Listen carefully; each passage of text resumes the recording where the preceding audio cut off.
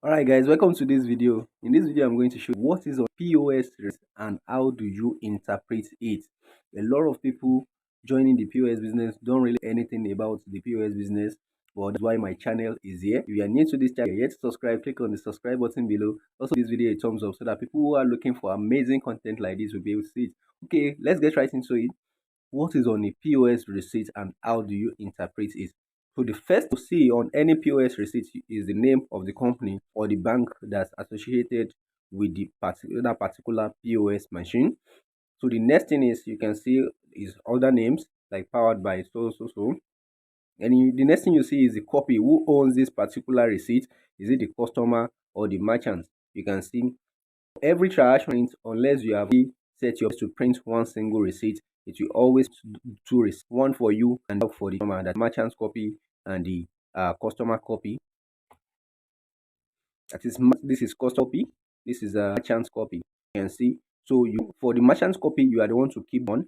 For the customer copy, you give it to the customer, at least expected to. So the next thing is the merchant's name, the name of the person who owns a particular POS. So for this one, AMW Nigeria. That's the name of the company. Next thing is the terminal ID. The terminal ID, that's 2KUD. This particular ID, there's no terminal POS word that has the same terminal ID. No POS in the has the terminal ID is used to this particular POS. And most of the time when you do your POS, the name on the alert will be sometimes in type ID. So the cash out, that's the type transaction this particular transaction is. If it is deposit, it will write some will write deposit, write transfer. So type of transaction. Cash out means withdrawal transaction. Then stand is unique for every transaction. It's just like a number. Maybe you want to label some numbers. Let's say from 1 to 1 million. So which number is this particular receipt? So this one is 88000737. That's the stand. Then the date you did the transaction, the date right here is 2022 05 21st of May 2020, and the time 5:1 a.m. Yes. So amount is 1,000 naira. You can see amount is 1,000 naira. And the next thing is the card pan. Card pan for withdrawal, you see it there. That's the first 6 digits of the customer's ATM card and the last 4 digits of the H card. So that is is it 6 or 15 digits number that's usually in every ATM. So the POS automatically pick up the first 6 and the last 4. This is what we call card pan. Card pan, pan, card pan. So then the cost, this one is summer. Then you see expiry date of same card you use is that's May 24, like that's May 24. This means 24.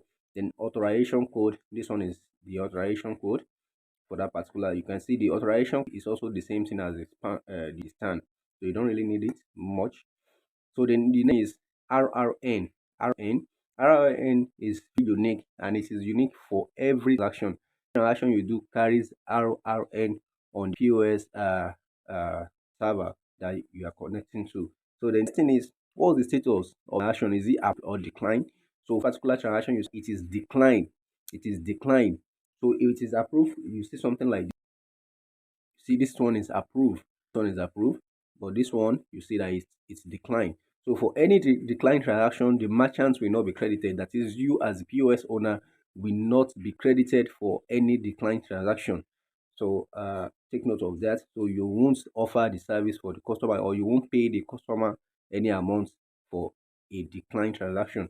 So response code is just like a computer language, a kind of a computer language of codes that shows what really happened. But below the response code, you see meaning. That is, what is the meaning of the response code?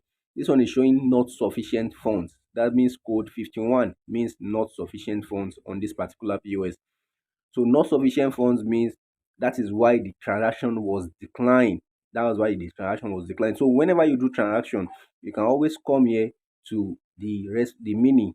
That is to know why the transaction was declined. Let's check the approved transaction. You can see approved or completed successfully. That's the meaning. That's code 00. So that's the difference. So the next thing you need to know, again, this particular POS is showing you the terminal ID. Then the mobile number is the company phone number that owns the POS. Then app version, that's version 1.6. For your own, it might be different. So those are the basic things you need to know on a POS receipt. So if you want to pay someone, someone comes to you, wants to withdraw, what you need to, there are two things you need to check, very very important. The thing is the amount right here. You can see it, amount, that's 1,000 naira in this case. Then the second status, the one in bold color here, which is decline. Is it approve or decline? If it is approve, you pay customer. But for decline like this one, do not pay customer, because you will not be credited as a merchant. You only pay for approved transaction. So before you issue out payment to any customer, always check two things. How much am I paying the customer? Then is the transaction approve or decline? All right, guys, those are the things you need to know on a POS receipt. If you're new to this channel, you're yet to subscribe, click on the subscribe button below. Also give this video a thumbs up so that people who are looking for amazing content like this will be able to see it. All right, guys, thank you very much, and I'll see you in the next